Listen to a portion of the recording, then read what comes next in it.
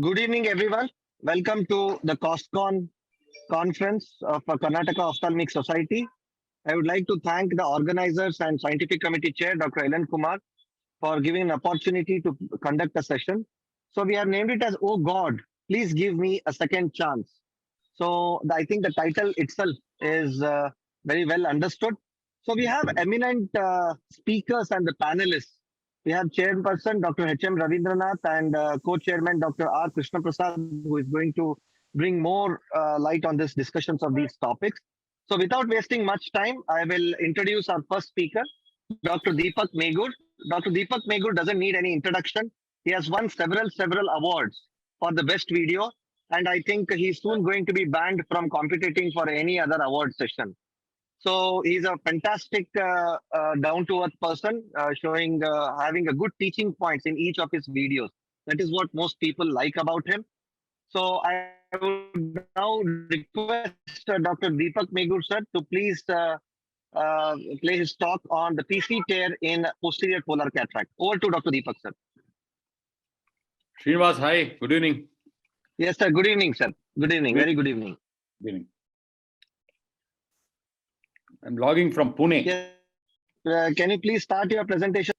We have other guests also till Dr. Deepak Megur puts up his screen. I would like to welcome Dr. Harshul Tak from Rajasthan and Dr. Mohan Rajan, Thalaivar Mohan Rajan from Chennai, but presently he's sitting in Pune and giving his conferences and talks pan-India, across pan-India. Welcome, Thalaivar. Thank you very much, boss. Yeah, and then we have Dr. Ravi Kulkarni, and we have Dr. Deepti Joshi here. We have Dr. Apurva Ayachit, and we have Dr. Deepti Kulkarni from Miraj also joining us. And so I request, we have Dr. Nivian from Chennai. I request Dr. Deepak Megur sir to please start his presentation. Yeah, I've sent my video. Can I request the moderators to play the video for me? Abhinava Events, can you please play Dr. Deepak Megur's video? Doctor, I did not get your video. Your live presentation, right? Give her a second chance. Give me a second chance. You are given a second chance. Given a second chance to you, you can play from your laptop. Okay.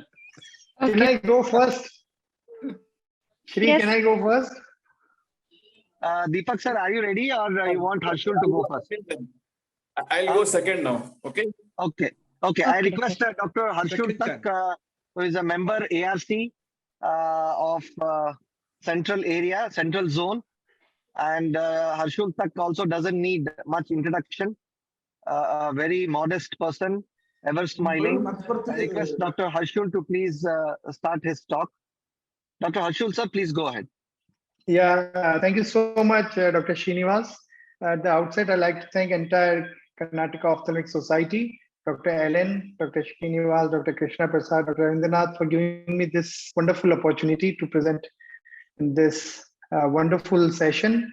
I liked it very much. Oh God, give me a second chance. Can you see my screen and video? Yeah. Okay. So this was a case. Yes, sir. Please go ahead. Yes. So this was a intumescent white cataract. So go ahead and stain anterior capsule. And so the technique which I routinely use for these kind of intumescent cataract is sequential two-stage capsulorhexis. So I go ahead and give first neck. You can see the liquefied cortical matter is coming out. I give a curvilinear cut in the central area. Go ahead and put OVD ahead of this flap.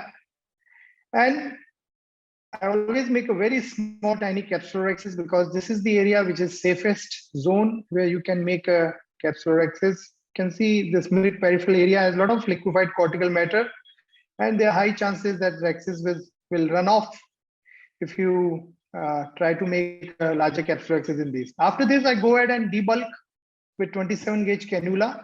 You can see all liquefied cortical matter is coming up in cannula and lens is getting debulked and going from side port also. So I go from main port, side port incision with cannula. And once I debulk like this, I go from other side port, debulk entire 360 degrees almost. And after debulking, it becomes a child's play to make a capsulorhexis of adequate size which you need. Go ahead and put OVD and then use this scissor to give a tangential cut here and use a micro capsulorhexis forceps to make capsulorhexis of 5.25 or 5.5 millimeter. As you can see, after debulking, it becomes very easy to create capsulorhexis. So this part is done. So I make a good capsulorhexis, and then I go ahead and emulsify this nucleus. It's a kind of mobile nucleus. I use a horizontal chop technique, as you can see. Hold it in the center and divide it in 2 halves. Again, hold it and pull it towards me and trying to come from the equator. So whenever I have a nucleus like this, which is mobile, I always use a horizontal chop technique because that is most effective technique for mobile nucleus like this.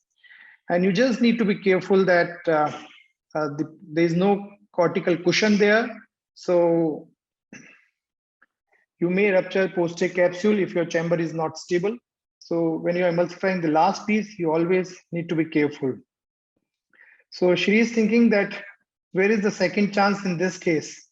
So whenever you feel that everything is going right and nothing is there, that time only it strikes you. So here I'm doing cortical matter irrigation aspiration, finishing from one side, and I exchange my hands. And now look here. So what has happened here is that by chance, I caught the anterior capsulorhexis margin and the entire zonules in this area have come up. So this is a zonulodialysis, iatrogenic zonulodialysis, which I created. So I was just praying to God that please give me second chance and so that I can rectify this problem. So whenever you have a situation like this, there's a irrigation cannula there. Don't come off from the anterior chamber suddenly, because the sudden decompression can cause the vitreous to prolapse from the area where zonodialysis is there. So I go ahead, put OVD, and then stop the irrigation. And once I put OVD, this is the time for me to go and put an equatorial support in the form of capsular tension ring. So here goes the CTR ring from the side port. From the port to stabilize the CTR ring. And once this CTR ring is threaded in the capsular bag, and you can see that the entire zonular bag complex, it becomes stable. And I go ahead and put the single piece hydrophobic IOL in the capsular bag. And then the rhexis was a bit smaller this side. So I go ahead and give a slight cut in the anterior capsule and use a micro forceps to make it of the adequate size. And once I enlarge it to proper size, take off whatever remaining cortical matter is there from the fornices. And this finishes the case. And in the end, we have a happy ending. So thank you very much, Dr. Srinivas and entire society for giving me wonderful opportunity to share this case. Thank you. Very nice. Well done, Ashwin. Thank you, sir. Yeah, Dr. Harshul, very well documented and a very good take-home message, actually. What actually led to this? I mean, you have any retrospective, thoughts on this? Like, what might have actually gone wrong in the sense, like you held the capsule and pulled it? Did you pull Yes. it strongly, or that the capsule, zonule was basically very weak in that area? No, actually the thing was, only one thing was there, that these bimanual IA cannulas were new. So those are the only thing. We just got the new cannulas few days back. That was the only thing which was different. Otherwise, of course, it was my mistake that I caught it and the lot of vacuum were created. So noodles were not weak. It was basically Yeah. the Because when you catch can I- the vortex can I and make a pull it comment, to the Jimmy? center, you yes, got the capsule, and with that reflex, you just pulled it to the center. So yes. So Ah, whenever you become complacent, it can happen. So you always should be careful at each and every step. yeah, Mohan sir. No, I think because all these hypermature cataracts, please understand, the zonules are definitely going to be weak. Okay, whatever said and done. And what I think what you did was probably a little complacent at that time. You didn't have, because you finished a good nucleus, everything was done. You had a CTR, which was this thing, which was there. And suddenly you pulled the capsule. So I think it was probably a inherent zonular weakness, which was pre-existing, which was there. On top of that, you had a lot of exertion to the zonules, and that made the things added fuel to the flame. That is my opinion. I think both were there, but looking at the Herschel's, I don't think he would have probably pulled it normally, because he would have taken. Yeah. I think it was probably that small misjudgment of the pull. Yes, That, yes. instead of catching the cortex, he caught the capsule, and in that reflex, he pulled it to the center.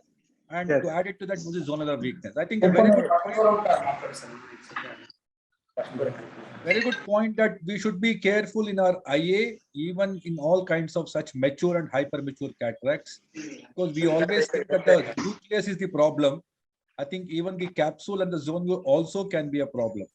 I think this is a very Another problem, KP, is that because in hypermature cataract, what happens is the cortex is very sticky, okay, and it gets stuck to the underneath of the capsular axis margin as well as in the equator. And you try to, sometimes you have a little bit, you're over ambitious and try to pull that cortex, sometimes you can pull the zonules as well, which is already, otherwise fantastic size. okay. I think thanks, Harshal. Thank Srinivas, you. yeah. Sir, can I ask one small question, sir? Yeah, Nigin. Yeah. Is it justified in leaving that last bit of the cortex where the ZD had happened? Whether that. No. Actually, see, it entirely depends from case to case. If you feel that yes, you have stabilized it nicely, and there is just a iatrogenic, not a. So you can anyway you can take all the cortical matter. Being very careful and because once you put the CTR, you put the IOL there, so back complex is entirely stable now. Okay. Yes. Deepak. Yeah. Thank you for the opportunity, Srinivas, Ilan, and all the entire team. So I'll be speaking on the incidence of spontaneous rupture of posterior capsule in eyes with posterior polar cataract, and this was one of my initial experiences. And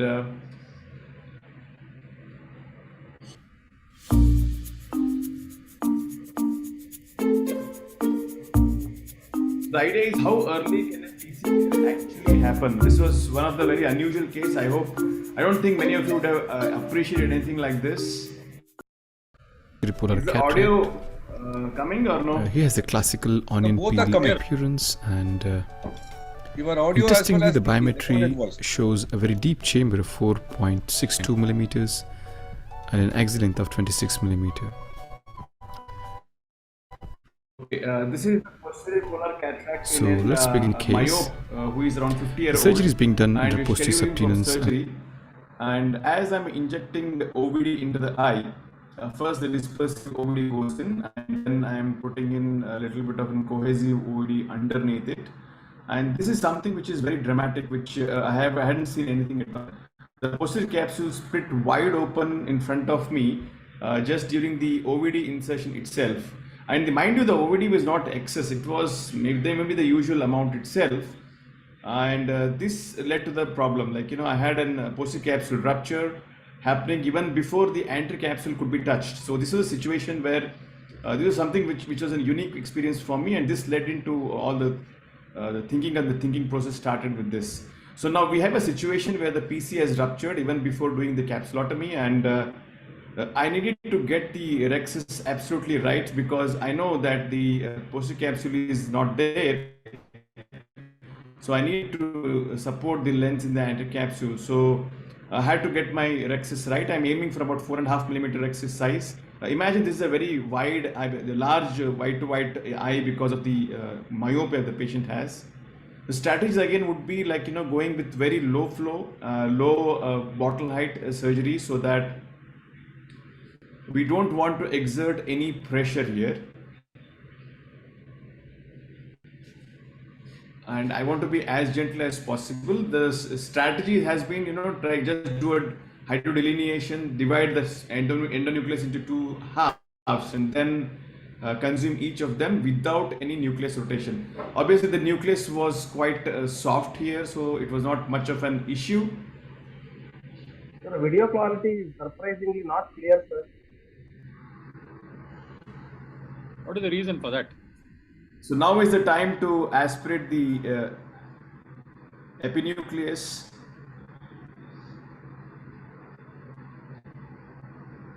And before coming out, I'm trying to keep the chamber formed. I just want to use some irrigation fluid before coming, without withdrawing the phaco handpiece. And now I'm using visco dissection. That is, I'm using visco to dissect out the epinucleus. I'm using visco to push it under the anterior capsule, so that it acts like a barrier and also prevent the fluid from gushing into the posterior space. This is the first view of the posterior capsule rupture, which was hidden behind. And again, I'm using dispersive OVD to plug in the effect. So basically, the dispersive OVD acts like a sort of a barrier, prevents the fluid from getting into the Berger space and rupturing the anterior hyaloid. But as the lens matter becomes clearer, we can see that the extent of PC becomes much more profound, I can see. So the combination of visco aspiration, now we can see a full thickness end-to-end posterior capsular tear, which is seen here.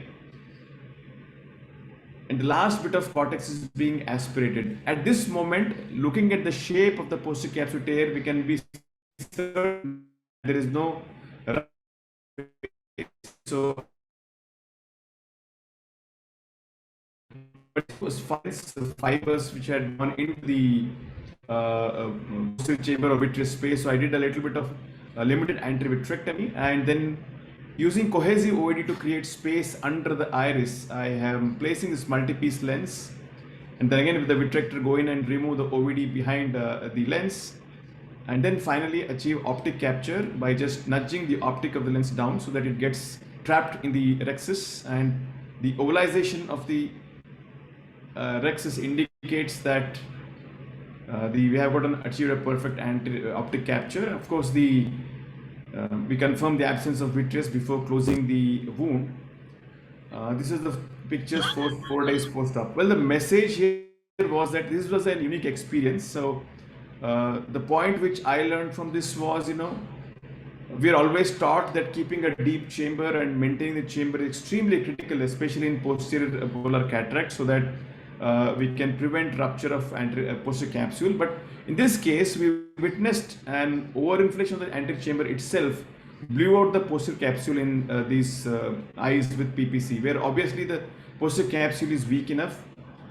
So the message here would be, look, especially in young patients and myopes who have got low scleral rigidity, the chamber is going to induce spontaneous rupture of the posterior capsule. So this can happen at the end of the surgery when trying to do side port hydration. So I think this is something which we need to be aware of. And if God gives a second chance, then probably, we need to follow the principles of low flow, low pressure surgery. I think that was the message from this case. Thank you for your attention. Dr. Deepak, what would have done differently?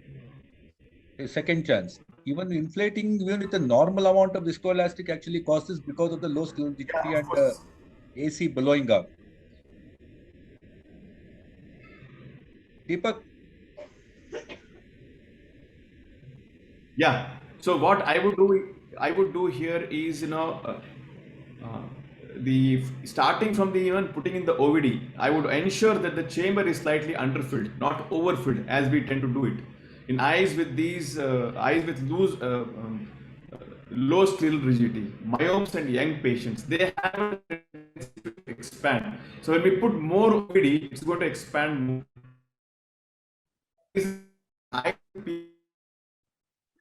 Myomes, I think maintaining the chamber equilibrium is important, but not to overdo it or overfill it. So we have a tendency to use pressurized infusion or fill the chamber with a lot of OVD, and it is counterproductive in these eyes. So if given a second or that we underfill the chamber, but not to the extent of the chamber becomes shallow, just to maintain. I think Dr. Deepak's internet is unstable. Dr. Ravindranath, you're there? My internet is even my internet is also unstable. We can't give you another chance. Sorry. I am using one more. Hello, sir. Maybe can I ask one question to Deepak? I think no, Deepak. I think has some trouble with this. No, but can I ask? He's back. He's back. He's back. Yeah. Can I ask one question? Go ahead. Deepak, I've seen this video earlier also, you have shown it, but I just want to know, pre-operatively, do you have any retro,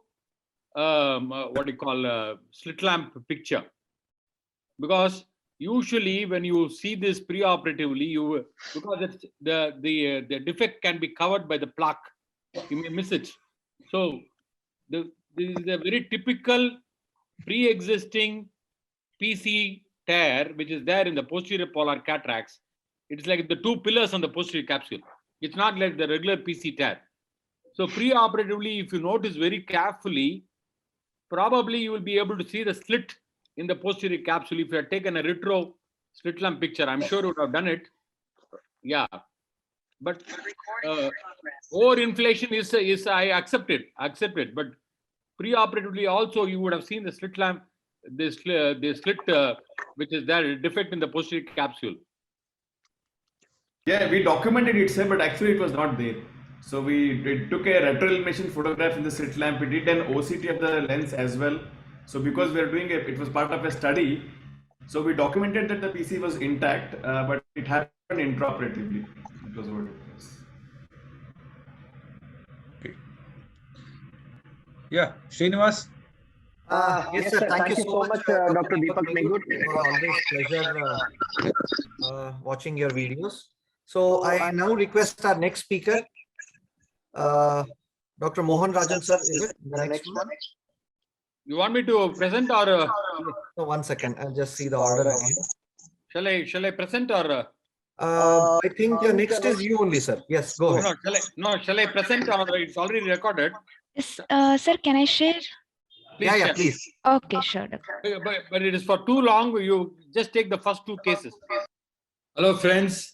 Let me at the outset thank the Karnataka Ophthalmic Society and also Srinivas Joshi and Anilan Kumaran for this wonderful concept of, oh my God, give me another chance.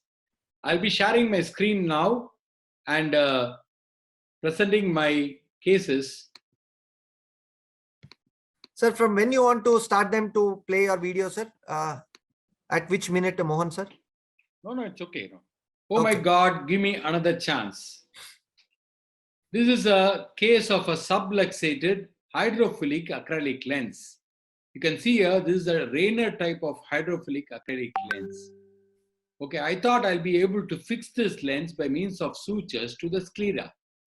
So I thought I will go ahead and put two side port incision, open the conjunctiva. And of course, you can see the gross subluxation.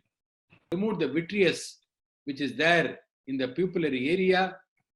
And then put a groove about 1.5 millimeters for the limbus. Put a 9-0 straight needle, you can see here, 9-0 Prolin. But when I try to fix that loop, this behaves a little funnily the Rayner type or hydrophilic lenses, they're very slippery. You can see the lens started dipping into the vitreous cavity and sinking into the vitreous cavity. Immediately I extended the incision and used the microforceps and used another second instrument and brought it up. That is called the anterior assisted levitation of the intraocular lens. Extended the incision and brought that lens up. Obviously, there is vitreous which you have to tackle. I did an anterior vitrectomy, put the groove on this side as well. And then the option now is to go ahead and do either a sutured or a glued IOL. I have not taken the flaps. I just put the flap, put the what you call the grooves on either side, and then since I've already extended the incision, I put a MA60 lens, unfolded and externalized the haptic, created the Gabor-Shirley tunnel on one side, and tucked the haptic as you can see, as you do it in a glued IOL.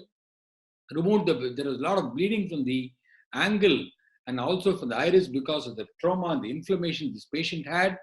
And once I tucked on one side, the other side also I tucked similarly.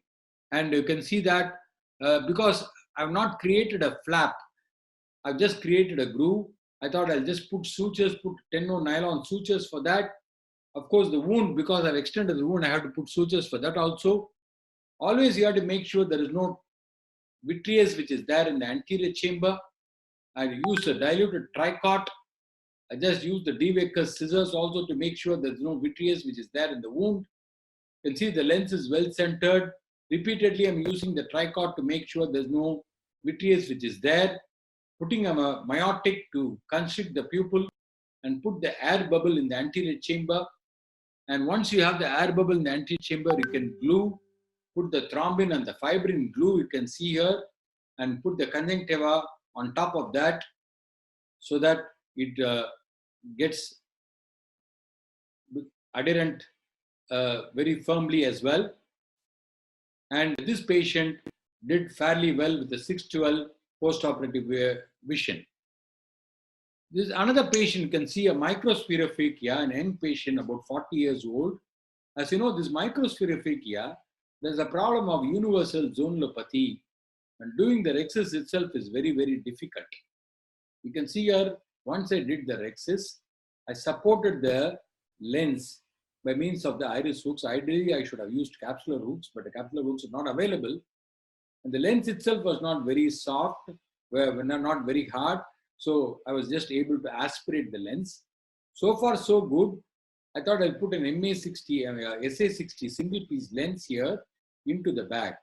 As I'm withdrawing the IA handpiece, you can see that the lens starts decentering and vitreous starts prolapsing through the zonules.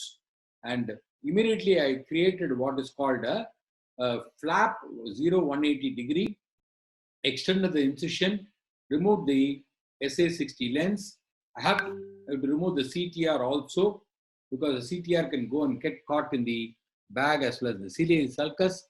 Then since I've already extended the incision, I put an MA60 lens, externalized by catching the tip and handshake technique, and again creating a Gabor-Shirley tunnel like the previous case, and tucking the haptic into the tunnel and underneath the flap, and then putting glue to create a firm adhesion between the flaps, and putting glue for the conjunctiva also.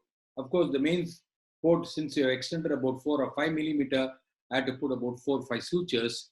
And this patient did very well with the postoperative vision of 6/9 in this particular case. Posterior polar cataracts, as you know, is always a challenge. This patient was a little older patient. Innova Events, can you please stop the video? Nucleus sclerosis. Stop. And stop the screen share, please. Yes. Srinivas, I wanted to thank you for this wonderful opportunity. The reason why I presented these two cases were the first case. Okay, this is the message I want to give everybody. Okay, you can fix this single piece hydrophobic acrylic lenses by means of sutures.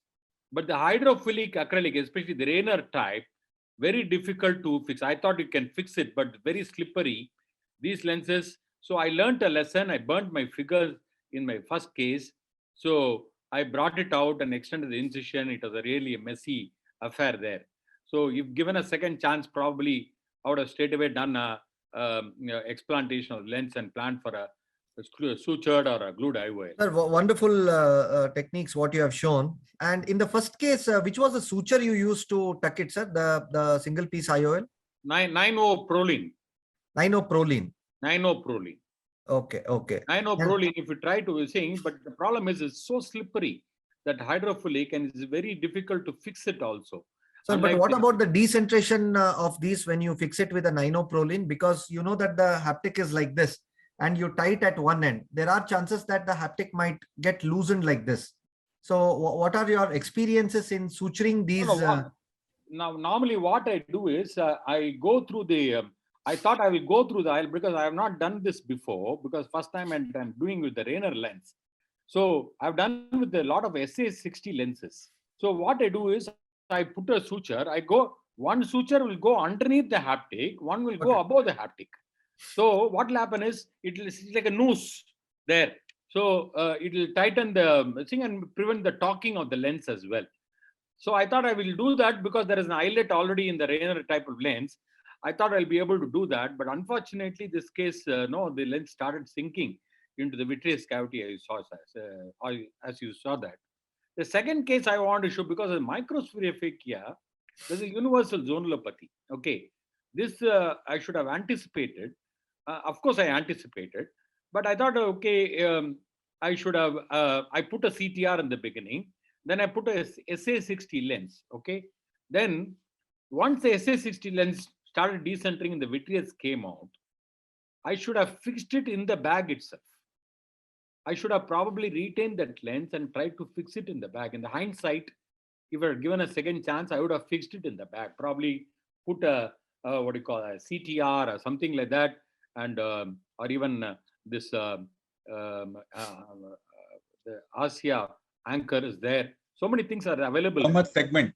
How much segment is there? ASIA, the AUD Asia's anchor is there. So many other options are available now. This was done long time back, but I'm just telling you, given a second chance, I would have done it, because otherwise, again, young patient, I had to extend the incision, remove the SA60 lens, remove the CTR, do an anterior vitrectomy, do a glued IOL. Of course, the patient is doing well even after 3-4 years of follow-up. But again, it's a messy affair. No problem, sir. At last, what is good for the patient, and if you get a good output, is what is most required. And I thank. Because the whole God give me another chance. That is the topic. So I thought, okay, let me show what I have done. Learn from these two cases. The second and third video which you showed, the tucking technique and tucking under the sclera using those 3-piece haptics. I think it's the most commonly performed thing, and you did it very well, sir. Thank you. Last question: what needle did you use to make those scleral tunnels? Did you use the 26 gauge needle or anything else? Which one you're talking? So to make that scleral tunnels under the flap, intrascleral passage. Intrascleral passage. You 26 gauge. 26 gauge. That is Gabor-Shariat tunnels. 26 gauge needle you take and you stain it with methylene blue so that you know exactly where your tunnel is. The only one thing I would like to suggest, sir, when you are entering that port, you also can enter through the 25 gauge entries. The wider the entries you make through the scleral wound, there is a possibility that it might slip back later on. So lesser the entry. So now I'm using, in fact, a 27 gauge trocars also to pull the haptic back. And then you're talking about the sclerotomy side. Yeah, sclerotomy sides. So lesser yeah, I understand, Srinivas. The problem is if you make it too small, then you will not be able to put that the micro forceps doesn't go into that. No, that's what I'm telling, sir. Yeah, you need to have those 27 gauge forceps also to put into that. Yeah. Otherwise, it is always better to use 25 gauge, which is much safer. And 25 gauge, I think forceps, it's universally and commonly available also. So the only take-home message is the lesser the sclerotomy side incision, the lesser chances of the haptic slipping back. So wonderful, sir. Thank you very much, Mohan, sir. Can I make one more comment? Please, sir, please. Last week when I saw you, you are looking much younger today. What is the reason for that? He has Nothing. given him a second chance. It's just the lighter, giving him a second. Thank you, Mohan sir. We'll come back to more discussions after the Actually, next. quiz. Deepthi is also in the same forum. Mohan, Yes. don't comment anymore. Hi, Deepthi. Hello, sir. He's more young because he's away from me. He's in Bangalore. Oh, that's why he's smiling also. Madras, Chennai, he was jumping. Okay, so next I would like to call upon our next speaker, Dr. Deepthi Joshi. She's a consultant pediatric ophthalmology from Joshi Eye Institute, and she has won awards for several papers in the Pediatric Ophthalmology National International Forum. I request Dr. Deepthi to please go ahead with her presentation. Hello, everyone. So at the outset, I would like to thank Ellen sir and Srinivas for giving me this wonderful opportunity. My talk for today is toxin gone topsy-turvy. So which toxin am I talking about? Obviously, it is the botulinum toxin. We all know that it acts basically by preventing the release of acetylcholine at the neuromuscular junction. So it weakens the muscle. That is why our oculoplasty friends are basically using it for crow feet, the glabellar folds, and for the wrinkles around the eye. So we strabismologists thought why we cannot use it too. Initially, we started to use it in paralytic strabismus. So we started using it for 6-nerve palsy. Just a unit of Botox into the medial rectus muscle in a 6-nerve palsy. 1 week later, the patient is perfectly ortho. So then we started to think, why only esotropia due to paralysis? Why not in the rest of the esotropias too? So if you see this child, she has a large angle esotropia. What would I have normally done? I would have done a 3-muscle surgery, bilateral MR recession and 1 eye LR resection. But 3 muscle surgeries, I will exhaust the muscles for future surgeries if need be. Overcorrection chances are high. So I thought, why not further weaken the medial rectus by giving the Botox, which I am botulinum toxin, which I am using in paralytic strabismus. So this girl who was like this, I did both eye MR recession and I gave her botulinum toxin into 1 medial rectus. Slight exotropia was there for 2 weeks post-operatively, but 3 months post-operatively, this is her image. She was perfectly ortho. So this large esotropia, I just corrected by touching only 2 muscles, that is medial rectus, with the help of botulinum toxin. Now comes the case which I want to discuss about. So this child, she is a granddaughter of my maths teacher. She was brought to me for squint surgery. Again, a large angle esotropia. So again, when I planned that why touch the 3rd muscle, rather I can do both eye MR and give off Botox. So after the recession of the medial rectus, I took 1 unit of botulinum toxin and gave it into the medial rectus muscle. I weakened the medial rectus further. To prevent the spread into the lids, I do not touch the muscle again after giving the Botox. I just cover it up by means of conjunctiva. So its spread into the other muscles will not be there and it will act only on the medial rectus. As expected, 2 weeks post-operatively, she was slightly exotropic, but I told the parents that don't worry, by 3 months, she will be perfectly fine. But to my dismay, even after 3 months, she was still exotropic. She did not become ortho. She was not straight. I did everything. She was obviously my teacher's granddaughter. I wanted a perfect result. I did everything. I told her patching. I told her pencil push-up exercises. I gave over minus glasses to treat her exotropia. I did whatever I could do. I did my level best. But she was still exotropic at 6 months post-operatively. So God gave me a second chance at 6 months post-operatively. I went back and I re-explored the medial rectus, which I had recessed, and I reattached it to the site of insertion. So I did a medial rectus advancement, and this is she after 6 months, after the 6 months of her primary surgery and 2 weeks post-operatively. This is she perfectly straight. So from this to this to this was a biggest ordeal for me. So botulinum toxin is giving to the infantile esotropia. I had not done anything new. Many people have already done it and published the papers also. So I started to analyze, where did I go wrong? Did I select a wrong case? No. Like my previous 10 cases, this girl was also 50 to 55 PD infantile esotropia. Did I give the wrong dose? In fact, authors suggest giving to both eyes. I to just give 1 unit of botulinum toxin into single muscle. So I did not overdose the child. Was the age a problem? No, she was into the correct age criteria. Then I went and I searched the records And this was the thing which struck to me. Her vision in the right eye was 6/60. Because I knew the parents, they had asked me for an early surgery. Even before adequate treatment of amblyopia, I had taken her up. So whatever exotropia she went, because of the poor vision, she did not fuse back. She did not become ortho. She did not become straight like the other kids. So God gave me a second chance in that case, and God has given me million chances later. Most of the infantile esotropia, now I treat them by giving Botox, but I make sure that previously authors have just said the squint and the age and the size of the amount of Botox is important. But I have learned something from this case, that adequate treatment of amblyopia and equal vision and fusion is important too. So with this, I thank God for the second chance, and thank you all for this first chance of mine. Thank you, everyone. Beautiful. Excellent compilation, Deepti. I think a very good take-home message also, and also it should enthuse many people to use botulinum toxin who are already doing squint surgeries, and use it more than the cosmetologists. I think a point here is probably like me being a squint surgeon myself, and even Dr. HMR being one. I think compared to all the anterior segment surgery like cataract, strabismus is a very forgiving procedure.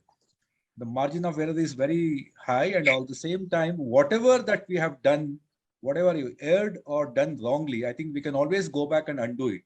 That is the beauty of strabismology. We have, for recti muscle, we have 4 muscles. So anything going under or over corrections, or any consecutive esos or any residual problems, we can always revisit the muscle again. I think this was a good idea to wait for 6 months. Because anything before that would be a little hasty, because we want the Botox effect to wear off. So you waited. I think it was very prudent to wait for 6 months. And since that you had an established exotropia, a consecutive exotropia, I think it was a good idea to actually, rather than doing another muscle, you actually advancement of the MR again. So that gave us another option to leave the LR for any future, in case if there is a problem in future. I think now maintaining her fusion will also be a real challenge, because again there's an inadequacy of vision. I think again patching and trying to make her vision robust would be a very paramount in keeping this fusion for a longer period. Dr. Ravindranath, any comments from your side? No, the very important point she brought out is operating on a patient who has poor vision. That definitely consecutive exotropias are more common, weekend consecutive are more common with a surgery on poor vision, eye and poor vision. That is what again she brought that point is very good. So you have to make all the efforts to treat amblyopia and bring back to almost normal, whatever doing whether to undo the surgery, whatever we have done, or whether we should do otherwise depends on your FDT also, macular motility examination. I think FDT was negative in that case, shows FDT was not. Did you do FDT? FDT was negative, sir. It was a simple infantile ESO which I had messed up before treating amblyopia. That's it. No. I'm talking of post-operative FDT. No, post-operative FDT was again negative, sir. I think it was probably the lack of, as she said, the fusional effort from the patient side. I think that's the whole thing. No, in squint, whether we do little more or little less, it always the patient's the nature which takes over. That is our advantage. I think. Can I ask a question, KP? Sir? Yeah. Tell me. Yes, go ahead, sir. Very nice presentation, Deepti. I would like to compliment you for that. Thank you, sir. What will happen to this child, because the right eye is still amblyopia and is not seeing as well as the left eye? Am I right? Yes, sir. What will happen to this child after 3 or 4 years or 5 years? Again, will you go into exo? No, sir, I will treat amblyopia now. I'll make sure that her vision becomes nearly at least 6/12 to 6/9. So obviously the chances that she will go in for exo will be less, because she still has lot of age pending. She's only 2 years old. I have another 8 years in my hand to treat the amblyopia. Now with the newer amblyopia management techniques, like for example, all the vision stimulation exercises and all, she will recover 100%. Her vision will come down become very well within 3-4 months. I should have done that before the surgery Yes, rather correct. than doing it after the surgery. So that was That the is a thing. very good take home message. Fantastic. You have brought up this. Very good message that Very read nice. the amblyopia before you do surgery. Okay. Thank you very much, Dr. Deepti, and thank you for the discussion, Dr. HMR sir, Dr. KP sir, and Dr. Mohan Rajan sir. So we'll move on to the next topic is by another dynamic surgeon from Ranebennur, who is none other than Dr. Ravi Kulkarni, with his topic IQ Kissing IQ. And I'm sure that Mohan Rajan sir will like this topic, and he will Yes. be discussing on this. as well. Anything kissing I like. Yes, sir. Yeah, go ahead, Ravi sir. Sir, is my screen visible there? Yeah, very much. No, your screen is No, it's not visible. Only you are visible. Sir, if you have given your recording to Abhinava, they can play it from their side. Yes. Go ahead, Ravi sir. It's visible. Please play the video, sir. Okay. Namaste, respected seniors and dear friends. After emulsifying the nucleus comfortably, I went ahead with the hydrophobic IOL implantation under irrigation of JC Maintenance. This is what happens. Usually it opens up, but it is not. Two haptics, they were together for long time. I try to separate them, they are not ready to separate. So what to do? I thought I'll separate them. Let us look back in my video of what went wrong. The loading was perfect, no problem. I usually load it like this in all the cases. None of the time it has happened in the past.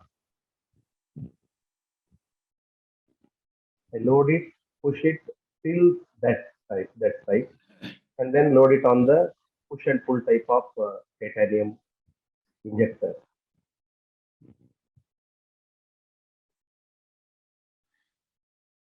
Then under the irrigation, through the 2.5 millimeter, I slightly extend it after the emulsification. Then I injected it into the anterior chamber, into the back. Usually these Alcon lenses will have memory. After injecting, I go with the IOL dialer from the side port and the guide it to the back. By that time, usually it opens. Here it did not open. I tried to open it with one hand, then I tried with both the hands, two dialers. Nothing was happening. The love was not ending.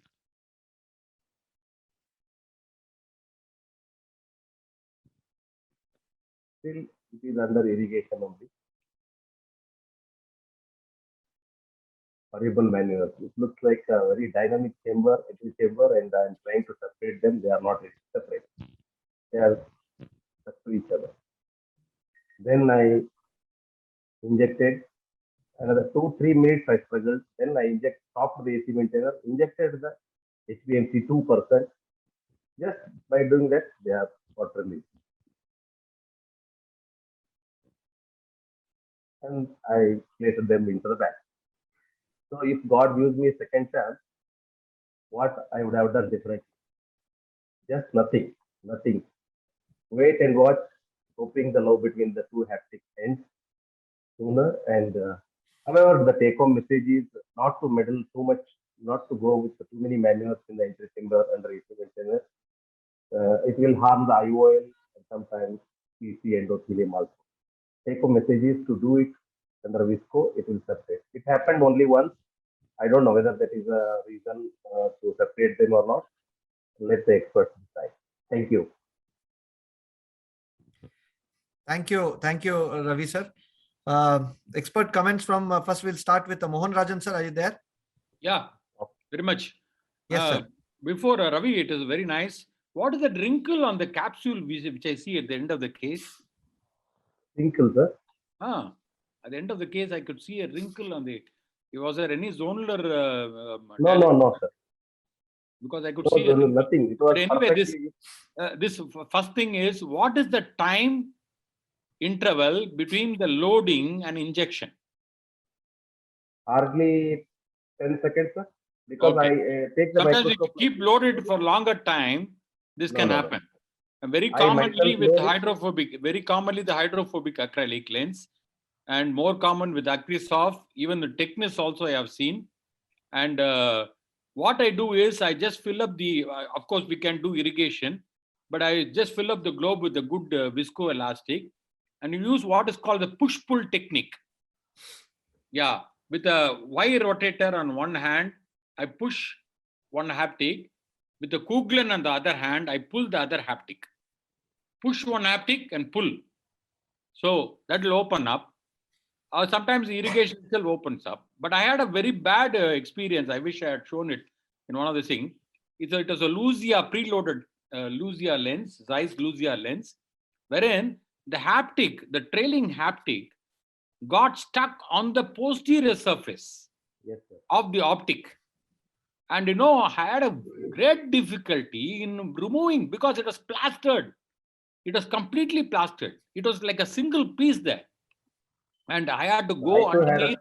Then ultimately, you know what I did? I put disco whisk. Then I brought the lens, tumbled it, and then literally had to pull it was actually the haptic was glued to the optic. It was like that. So it was a very bad experience for me. And the patient did well. Of course, he had some corneal edema. But this is one thing. Preloaded lenses, I find that it is a little more common with the because we do not know what exactly is happening in the preloaded lenses. So No, if I you see want to my know video the- on IOL Antics, it will be there. Yes. I want to know from you people. I put it on that round shaped one plate is there. Visco I put the IQ lens. Then very little visco I put on the over surface, on the front surface. That was the cause? And we should put more visco there. There is Yeah, the two optics meet. Possibility, but still it can occur. It can occur because hydrophobic lenses, they are very sticky, and this can happen. This can happen, and only thing is you just have to keep on irrigating. Wait for some time. Wait. Yeah, Patience is wait the for key. some time. Sometimes it will take a longer time to because these are lovebirds. Lovebirds, no, you have to be very difficult to separate. I think Ravi, if you have not done a glued IOL at the scleral level, this is the gluing of the IOL inside the eye. Okay, you get that satisfaction. But about this, I think I've used a lot of IQ lenses with a risk with the IQ because it's very tacky lens. If any part of the lens comes in contact with the other part without visco intervening between, this is bound to happen. Okay, so best is whenever you inject, you put lots of visco, and before you introduce that leading haptic into the cartridge, see that it completely gets immersed or get wet with viscoelastic. So that, because that is the whole thing. Whenever, now what has happened, there was a little visco. So probably when the lens was being pushed, the two edges of the haptic kind of got pressed each other, and that small contact time is enough to kind of fuse them into one because they're very tacky. And a simple thing, two bimanual instruments, as he said, just put two Sinskey hooks and probably stretch the arms away. It would have probably opened up a bit. Anyway, it will take some time. There is patience is the key. They normally tend to open separately. They open up actually. So that is the whole idea. So it is just that, and also especially the OT temperature. OT temperature also sometimes make a difference. These lenses, okay, actually also have some response to the OT temperature. Cool. So that is the whole idea. Okay. So I still remember one live surgery where I was doing, and Dr. Mohan Rajan was comparing in an eye fest. So we discussed this point that because of the OT temperature, the lenses, if slightly they become little heated up, then easy to handle. Then he asked, what will you do? How do you heat up the lenses? I told, I'll keep it near my head before implantation. Okay. We usually keep our lenses on our plastic autoclave. It is little heated before we keep them. Okay, great discussions. Yes. In the interest of time, we can move ahead. Thank you, Ravi sir, for that wonderful presentation. Well done, Ravi. Yeah. Thank you for the opportunity given to And us. the one thing I should appreciate is a good recording. He in fact recorded the loading of the IOL as well. And he showed the complete film. I think that is what is to be appreciated in this. Thank you, sir. Thank you very much. I think we'll move ahead with our next speaker, Dr. Shilpa Kodkani, madam. Are you there? Yes, I'm here. But Yeah. my video is there. It No can problem. be recorded. Yeah. It is already recorded. Shambhavi from Abhinava Events, can you Yes. play Dr. Shilpa madam's video? Yes, doctor. Please go ahead. And after that, we'll have Dr. Nivian. A very good evening to one and all.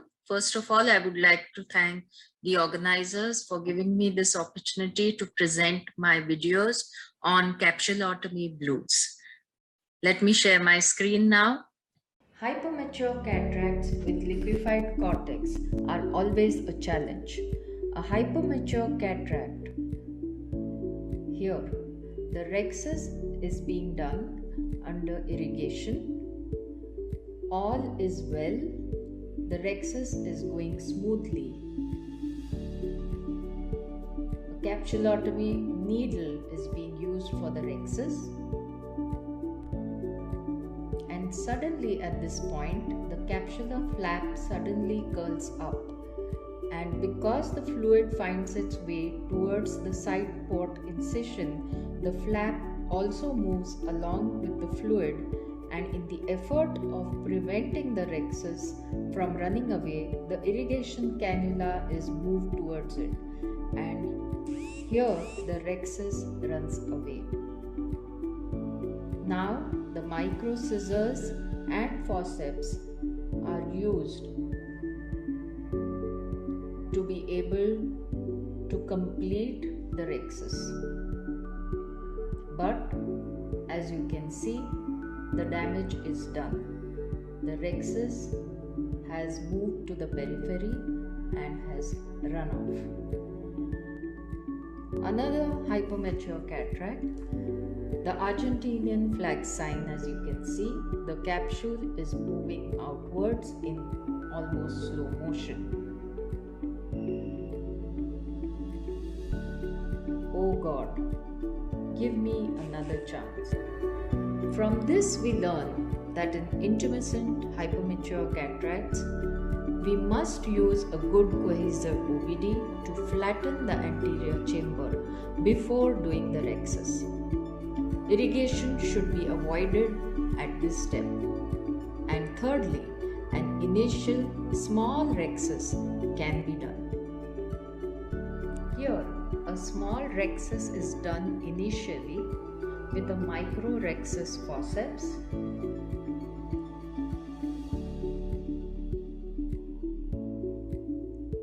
Liquefied cortex can be washed out, and then with a micro scissor, a small nick is made, and then a larger rhexis is made in this manner. The liquid cortex, when washed away, helps in flattening the anterior capsule, and this is how a proper larger rhexis is achieved.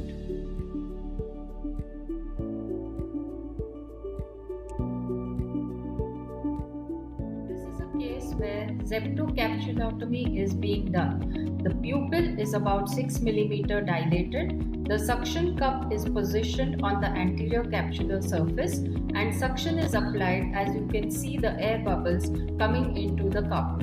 Once they stop, suction is achieved and zepto energy is applied to perform the capsulorhexis, and suction is released. I find that the iris is adhered to the suction cup and nitinol ring. I tried to move the ring a little to try and release the adhered iris, but it is stuck to the ring. So I decided to use a spatula and release the adhered iris at both the places.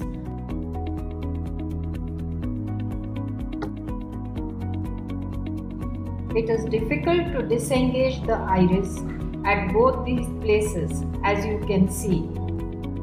And see what happens now. And when the probe is out, lo and behold, I have an iridodialysis. I use iris hooks to keep the iris away from the phaco probe, and this also prevents the dialysis from increasing. Phacoemulsification is completed very easily without the dialyzed iris coming into the probe. A 3-piece intraocular lens is then implanted. Now the need to tackle the dialysis. The incision is sutured to avoid iris from prolapsing through the wound. Viscoelastic is filled into the anterior chamber. Conjunctival peritomy is done and Tenon's is properly dissected. A side port entry is made opposite the incision site, and a double arm 10-0 Prolene suture with long needles is inserted through the side port.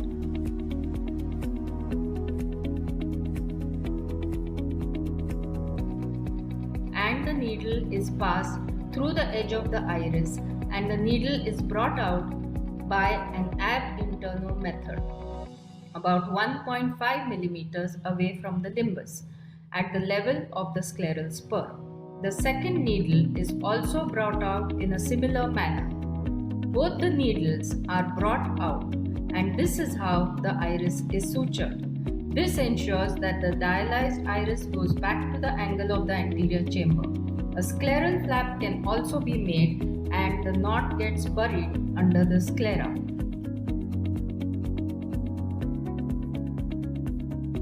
The anterior chamber is formed and the conjunctival flap is put back.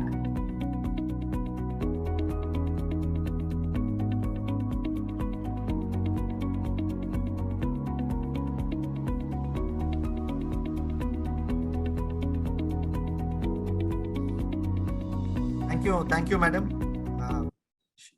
Thank you very much. And yes, can we have a discussion from Dr. KP and Dr. H.M. Ravindranath? Yeah, Dr. Ravindranath. Dr. HMR sir, are you there? Does he use Zepto, Dr. HMR? Okay, I think he's yet to come, and yeah, we can quickly have discussions on this. Yes, KP sir. Yeah, Dr. Shilpa, actually, where are you? You are in an airport. Yes, sir. Okay, I thought it's your house. No. You are passing 2 needles. I mean, you passing that pair pack suture. Why not Yes. we just do the wound, pass a suture at the edge of the iris and tack it to the inner side of the tunnel? From the opposite side, it becomes easier to pass through. That's what I thought. Okay. And that's why I use the longer needles. I think, but very well done. I think the end result was quite impressive, I should say. Actually, despite all the things going wrong, finally it was made up. And I mean, congratulations on a good case. Can I ask? Thank you. Yeah. Mohan sir, go ahead. Last Shilpa, comment. very nice video, Shilpa. Why you are not doing puncturexis, Shilpa? Yes. I was expecting this actually from. Puncturexis. If you have access to femto, otherwise puncho. Okay. Yes, I will definitely. All the try other that now. things, okay, you take care of only the anterior compartment. Please, there are 4 forces acting. One is the pressure underneath the anterior capsule. The nucleus is bulky. There is pressure in front of the posterior capsule. And also the positive vitreous pressure in all these intumescent cataracts. So by puncturexis, a bigger needle, phaco needle, you are taking care of the all the components. And by giving the phaco burst also, you are debulking the nucleus and pushing it back.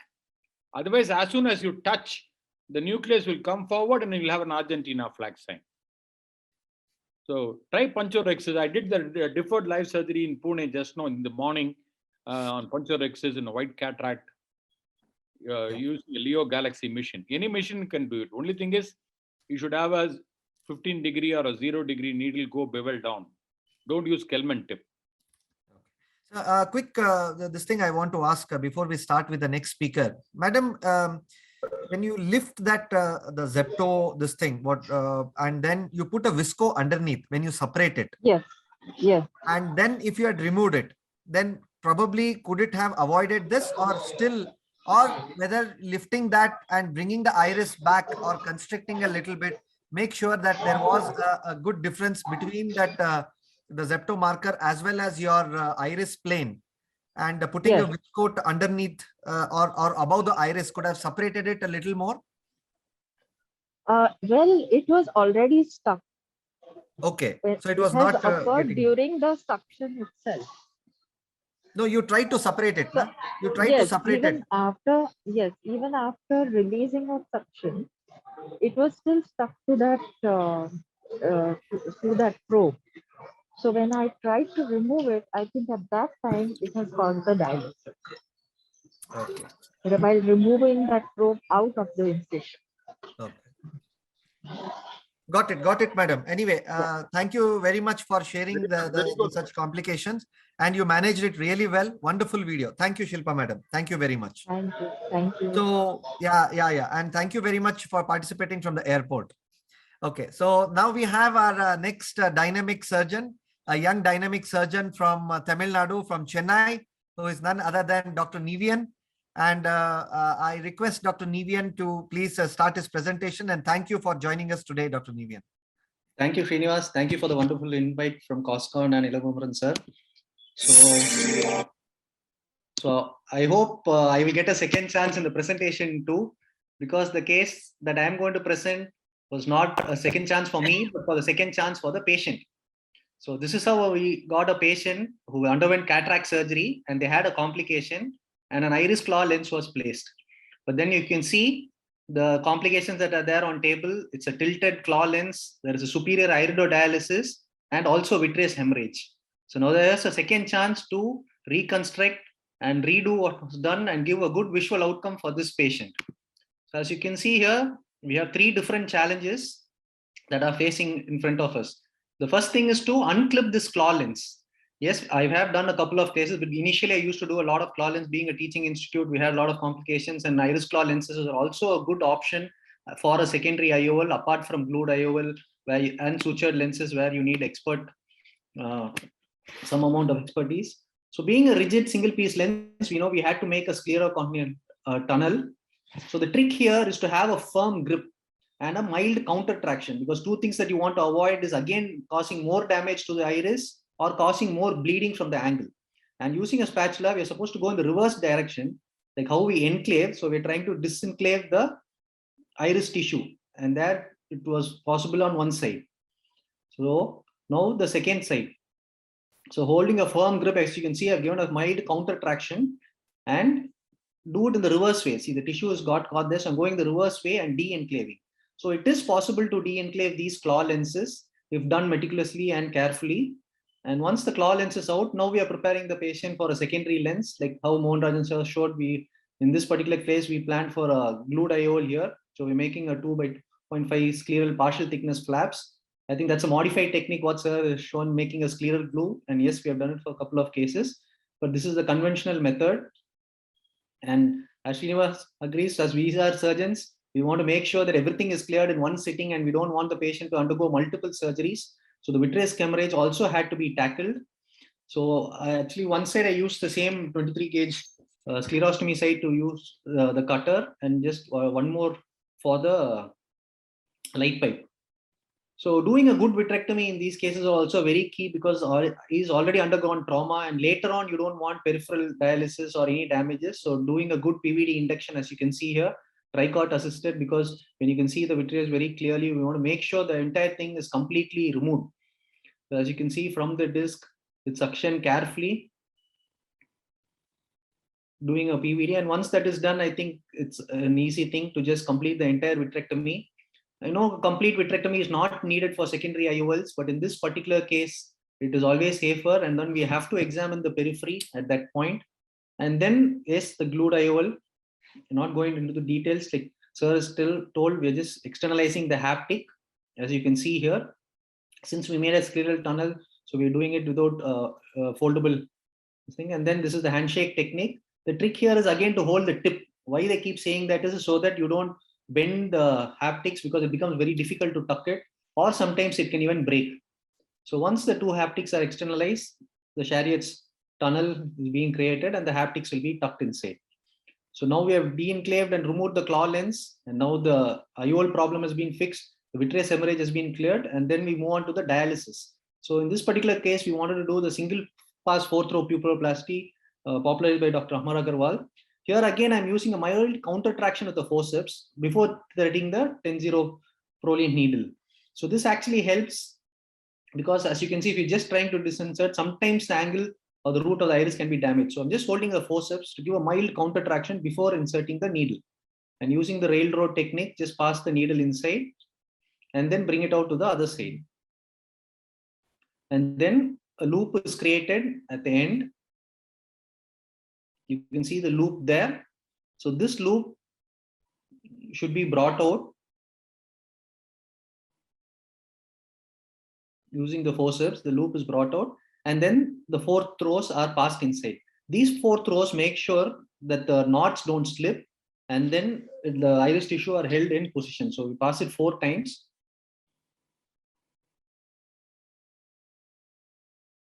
And then just pull both the ends together.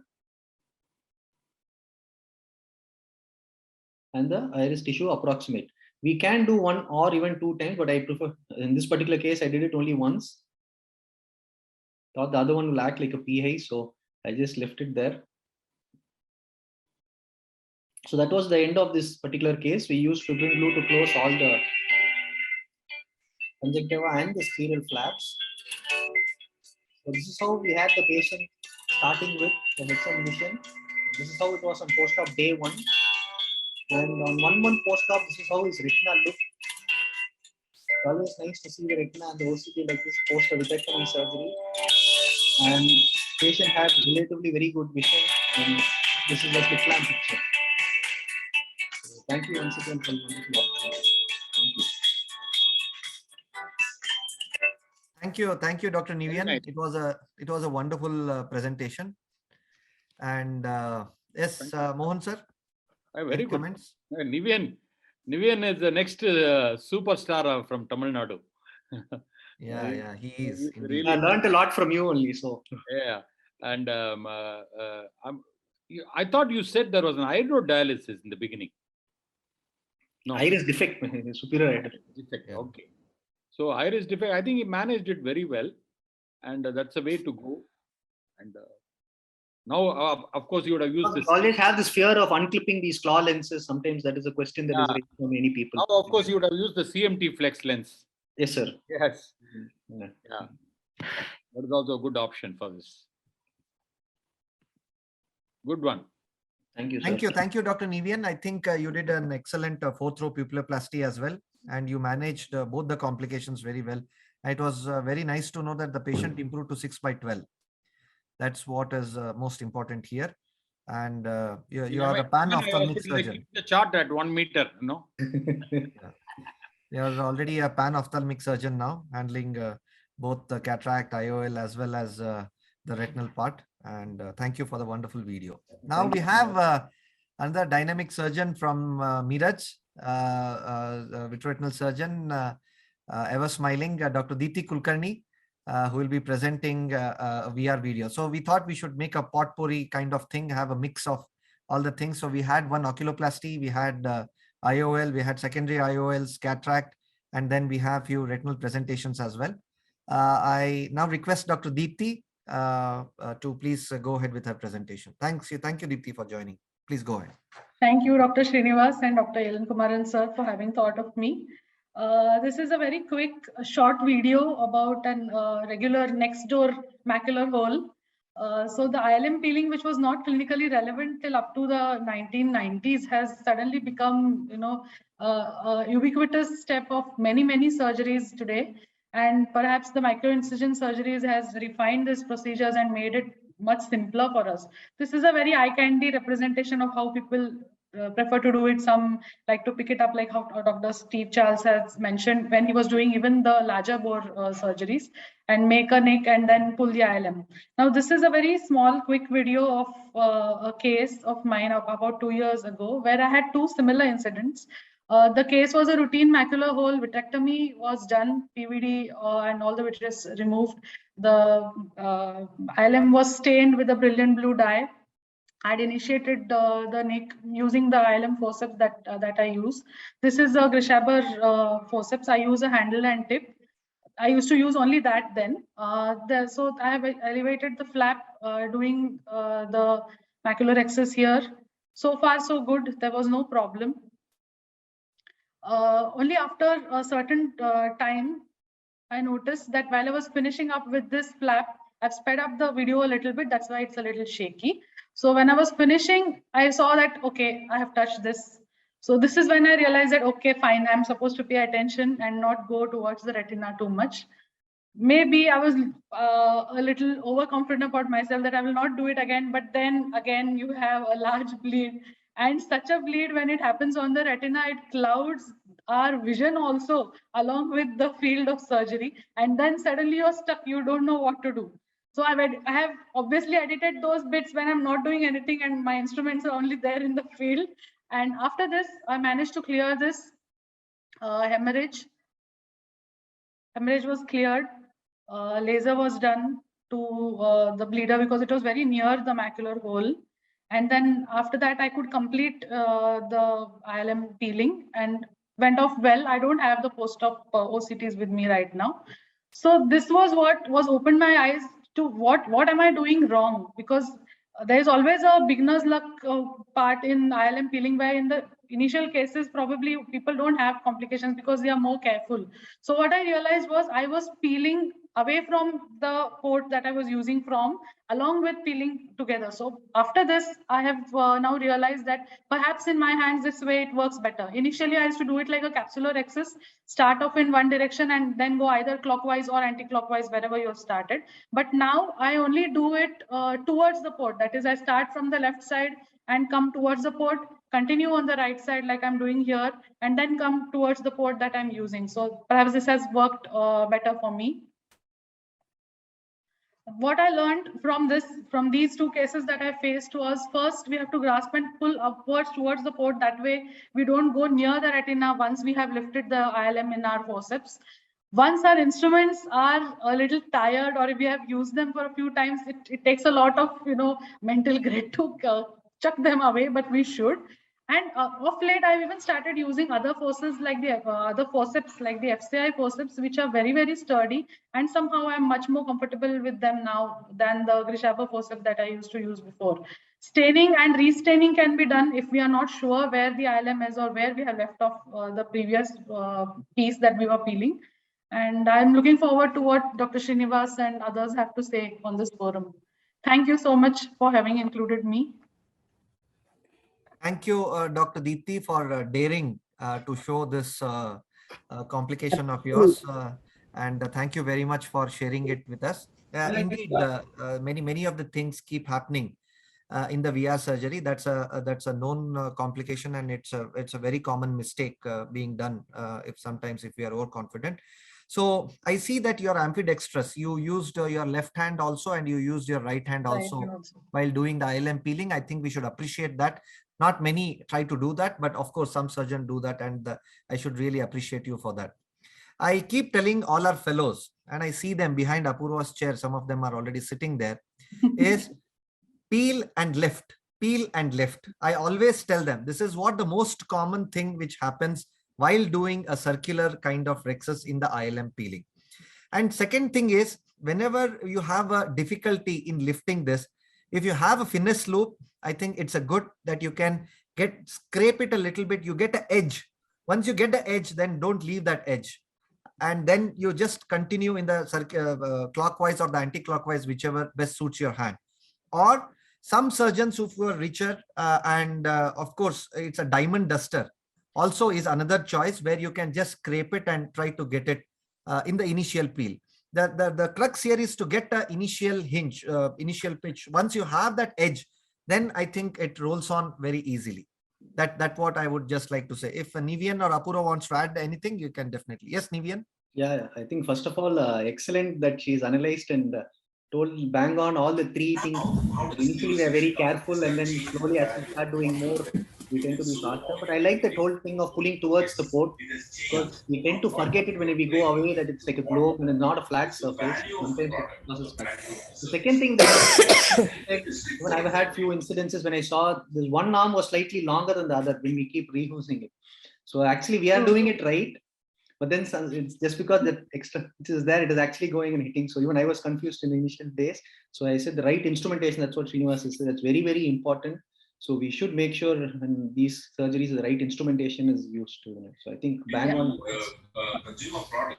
Thank you. Thank you very much, Nivian. And thank you very much, Dr. Deepti. It was a really wonderful presentation. Yes, I want to ask whether do you think there is any particular endpoint that now, okay, we must not use this forceps, other than the obvious things like if you can't pick up the item with it, that is right in your face. But even before it, are there any telltale signs of, okay, now this has had its life and it should go away? So what I do, Dr. Deepti, is when I try to pinch and peel technique, when I try to pinch it, and if it doesn't hold the ILM, then I think that forceps is gone. You should never try to re-pinch it again and again. That is where we make the mistakes. And Grishabar forceps are usually very good forceps because I'm using it pretty well. And they're the disposable kind of this thing, which they are not very expensive. Only the handle, I think, is slightly expensive, but the handle can be reused again and again. Yes, yes. So once you pinch it, if you don't get a good grip of it, and I think that is the end of it, that is where we do the mistake. We say that, okay, let me try once more. Let me try once more. Just a little more. Yes. Yeah, just a little more. That is when we tend to either pick the retina or we try to slip away and touch the retina on the other side. Any other comments from other panelists or speakers? I would really welcome quickly. If not, then thank you, Dr. Deepti, for showing that wonderful case. Thank you very much for joining us today. And next we have another dynamic surgeon, Dr. Apurva Ayachit, who will be sharing her second, third, and fourth chance. She's a consultant vitreoretina, and she's a gold medalist from Delhi University, from Maulana Azad Medical College, and she's doing a wonderful research work at MM Joshi IIT. I request Apurva to please go ahead with her. We give only second chance, Apurva, not third or fourth. Go ahead, please. So we are vitreoretinal surgeons. So second chance is just the beginning for us. Okay. Yeah. So this 38-year-old man presented to us in March 2021. Excuse me, 1 second. Volume coming on. Yeah. So this 38-year-old man presented to us in March 2021. He had a trauma to his right eye 10 years ago. He was uncertain about the mode of injury, but his blurred vision in the right eye began only since 5 to 6 years. There was no systemic illness. The vision in the right eye was just hand movements. PR was accurate. Left eye was 6/6. Anterior chamber had 2+ cells with posterior synechiae, posterior subcapsular cataract, and there was no view of the fundus. I wish I had a B scan to show you, but you have to take my word for it that there was total RD. There was a small echogenic spot, but it didn't have back shadowing. He was posted for right eye synechiolisis, cataract extraction, and RD surgery under guarded visual prognosis. So this was the first surgery. So you can see that after lens extraction, first I put iris hooks, did the lens extraction, and then I'm proceeding to the VR surgery. After clearing the vitreous, which is already very pigmented and kind of, it was a very hazy vitreous, you can see. And once we start getting the view of the retina, you can see that there are these chronic retinal folds at the posterior pole. And there is this kind of incarceration here. Luckily, it is nasal. It's going very anterior. So once I found that, I thought, okay, this is not a very straightforward case. It may not be very simple, but there is hope.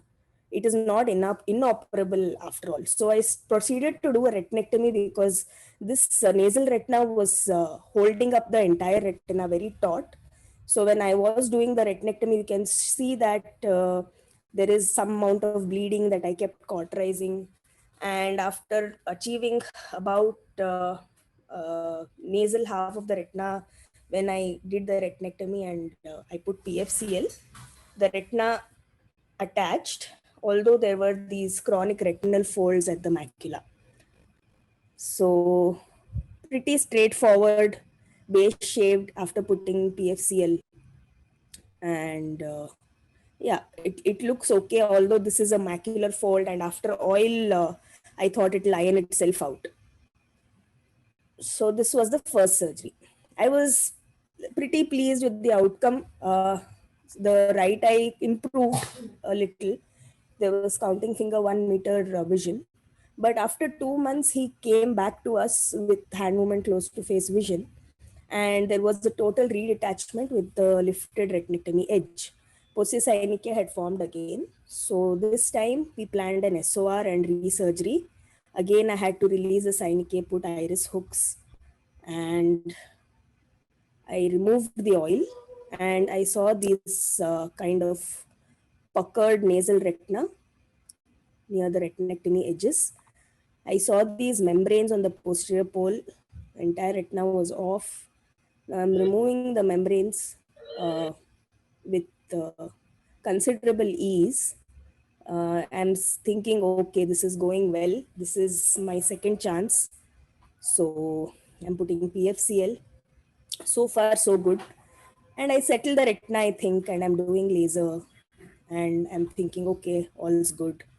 And then I look at the nasal periphery and I say to myself, this is really surreal because there's a foreign body here. I don't know whether it's my lack of presence of mind. Maybe I would like to give myself the benefit of doubt because this foreign body is really embedded in the anterior retinal flap. If you remember the first surgery, the first surgery had an incarcerated retina, and it is possible that while I did the when I did the retinectomy, the foreign body may have been missed because it was hidden under the anterior flap. So you can see me literally tugging it out from under the anterior flap and then removing this foreign body. I was feeling a bit foolish, and I was feeling also relieved that, okay, at least in my second chance, I could remove this foreign body. Then now that I see the retina, it's looking completely different to me. It's looking siderotic. Oh, no wonder this retina is so thin. Oh, no wonder this retina is so yellow. Okay, so this is a very siderotic retina with not very good visual prognosis. Even if I do an excellent job, like if I excise the anterior flap and I reattach this retina, look at how thin it is. I'm not going to be, giving him great vision or anything, but at least I'm going to have an attached retina. So this new finding of a foreign body at least helped me prognosticate better in this case. The rest of the case was pretty fine. I put PFCL, attached the retina, did some more retinectomy for the retina that was taut and preventing reattachment. I did a 360-degree laser, and this patient now has this kind of an island of retina remaining. So I'm a retina surgeon, and I do operate quite a few cases. Do you really expect that this is the end of the story? Obviously not. Like Dr. Srinivas, Dr. Nivian, and Dr. Deepti will agree with me. They're just waiting for the third video.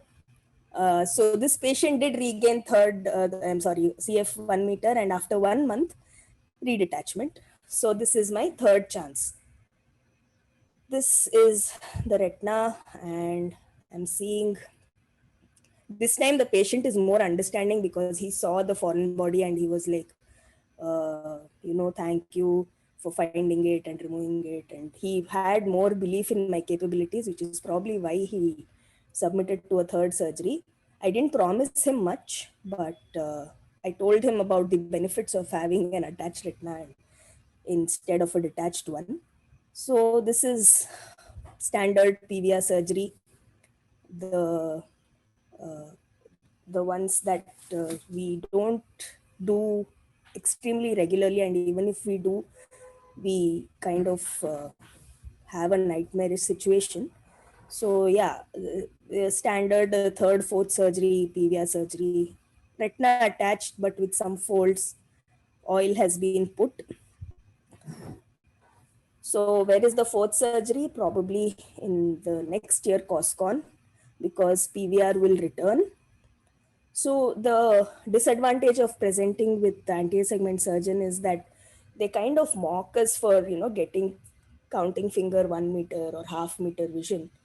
But we are surgeons, and we've been taught that you don't treat a tissue, you treat a person. And we will keep operating until the last photoreceptor is standing. These are not my words. This is the father of vitreoretinal trauma or ocular trauma in general, Dr. Ferenc Kuhn. So God will give us several chances. It's up to us to take them and make the best of them. Thank you. Thank you, Apurva. Apurva, I think I should interrupt before Srinivas says anything. Yeah. It was really bold surgery, and hats off. Surgeon.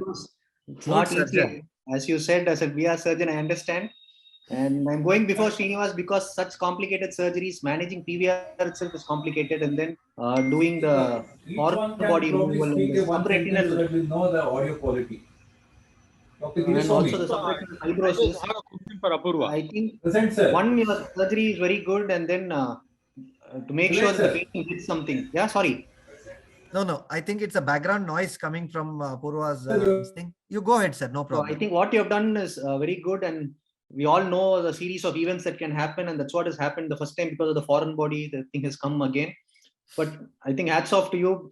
Why I wanted to go before Srinivas's, I think these complex surgeries, I've always been amazed by Srinivas's surgeries and seen his videos. So I let him comment for the rest. Great. Thank you, Dr. Very inspiring. Yeah.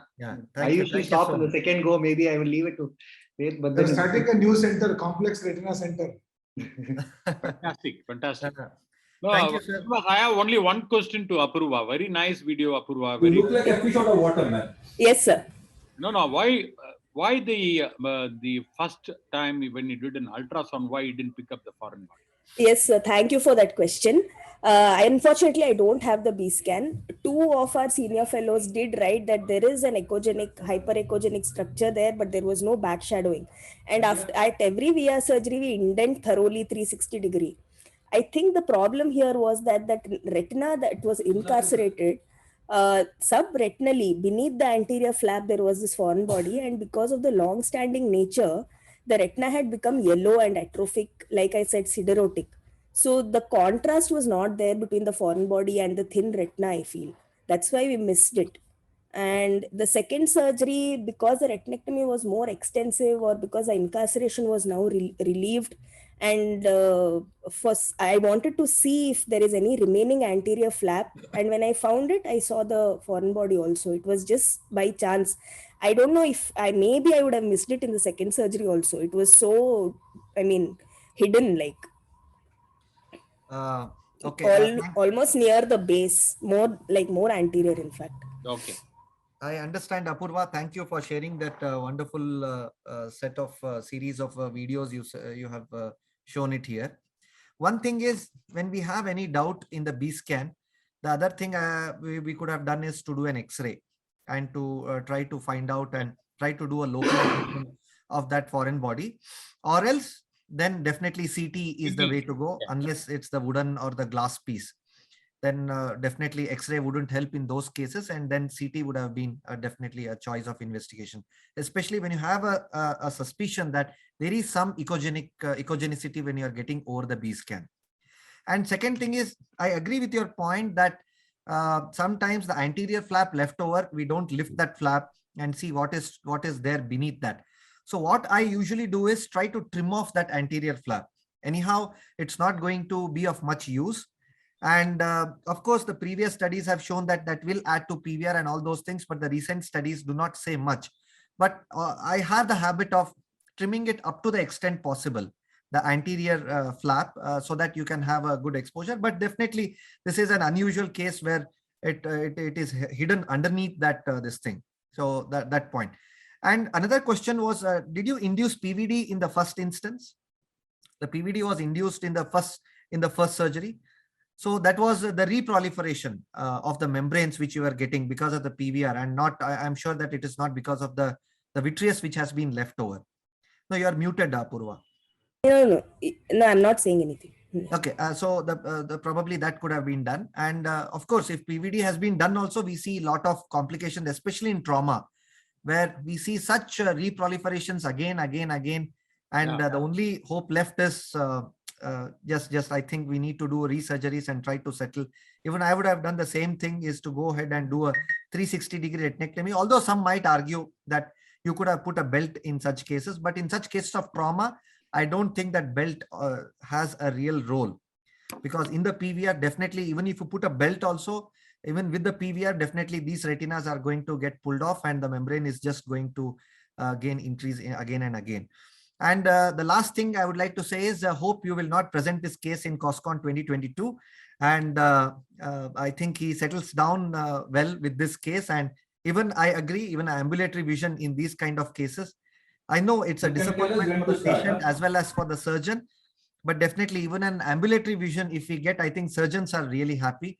And if patients are really happy, I think we are the lucky surgeons. That's what I would like to say. Anything else, if anybody else wants to comment, last comment. I'm trying to invade. I'm Shailesh. I'm the moderator for next session. I saw with a lot of wonderful videos in your session. Yes, and sir. also as a glaucoma specialist and as a retina, we always have empathizing each other, because we all stuck at the hand movements or the finger countings. And second part is we have another sympathizer as a glaucoma people as well. And second part, oh God, please give a second chance, is not applicable in extending the sessions. Hope you understand. You are a scientific committee chairman. My panelists are already banging me with a lot of phone calls. Please do the no problem, sir. We'll have okay. Thank you, Dr. Apurva. Thank you very much. And we have one last talk of 4 minutes from Dr. Gaurav Luthra. Dr. Gaurav, sir, are you there? Srinivas, I'll leave. Srinivas, I have some work. Okay. Okay. Go ahead, sir. Gaurav, sir. Yes, Srinivas. Should I present? We are just waiting for your beautiful videos. I think Dr. Gaurav doesn't need any introduction, and he was a past president of IIRSI and a fantastic surgeon, and we would like to watch his videos. Thanks, Srinivas, and thank you for inviting. I've been spellbound by all the videos so far. So this patient, I hope you can see my video now. It's not playing yet. Yes, sir. Go ahead, sir. So this lady, 7 years uneventful post ICL in both eyes, came up with during the last 1 year, came 2 or 3 times with episodes of uveitis and went on. She was lost to follow up a couple of times, came back with the pupillary block, and we had to do a YAG PI, which later on enlarged on its own, YAG iridotomy, and she now had an intumescent cataract and another cataract in the other eye. So this was the first time we had to operate, and the pupil was kind of bound down. Let me just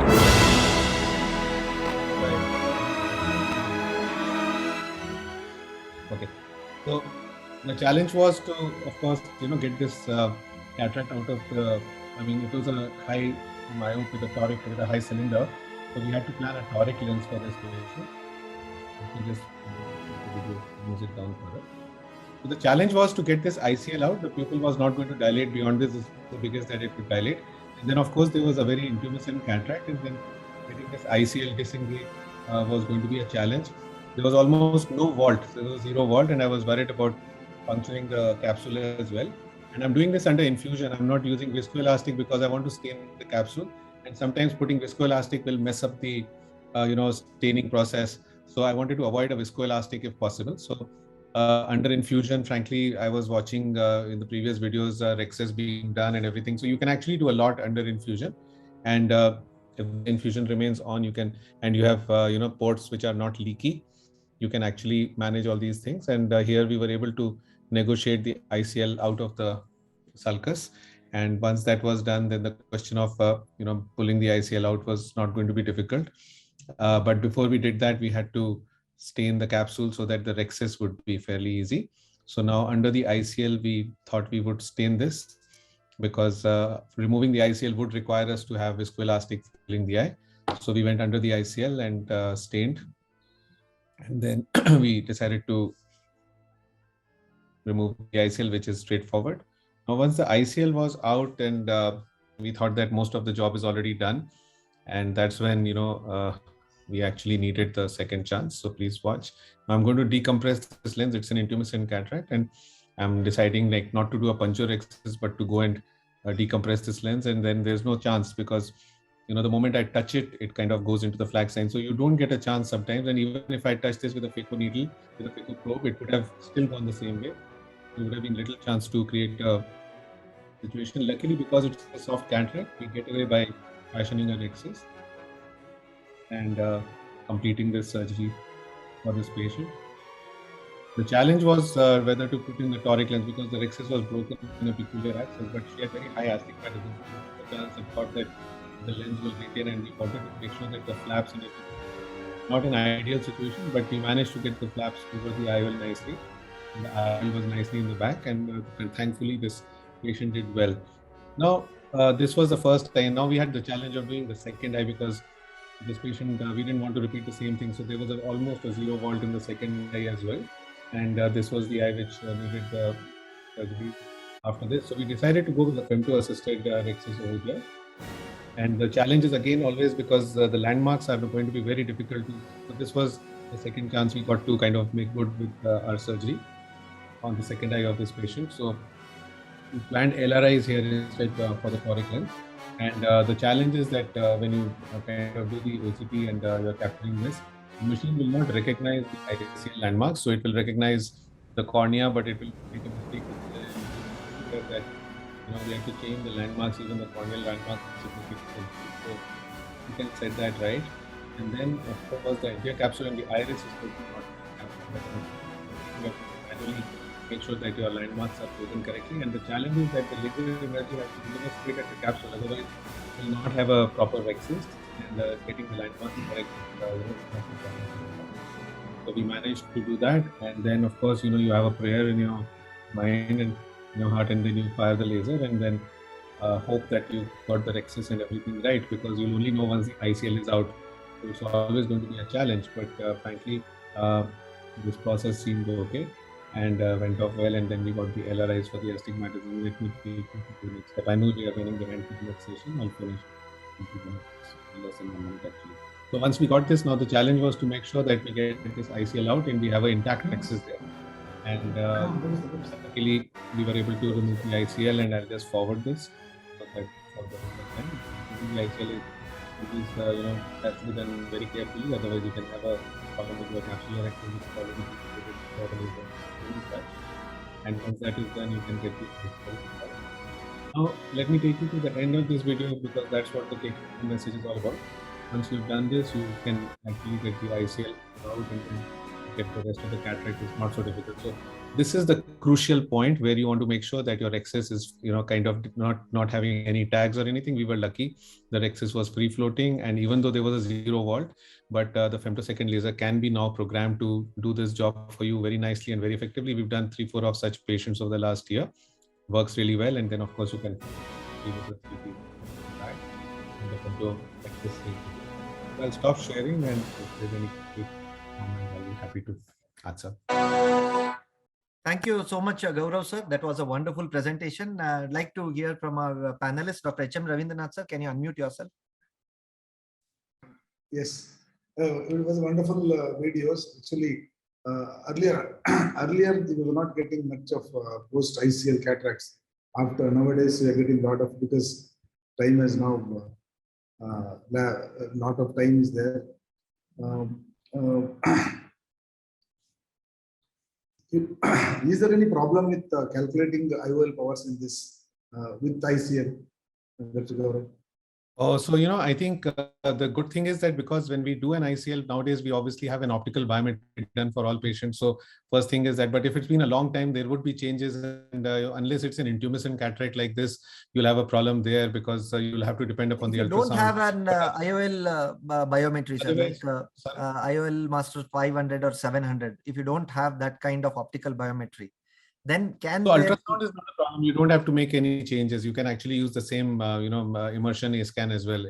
You have to kind of forget about the ICL being there. It's not a problem, and so one doesn't really have to modify your nomograms.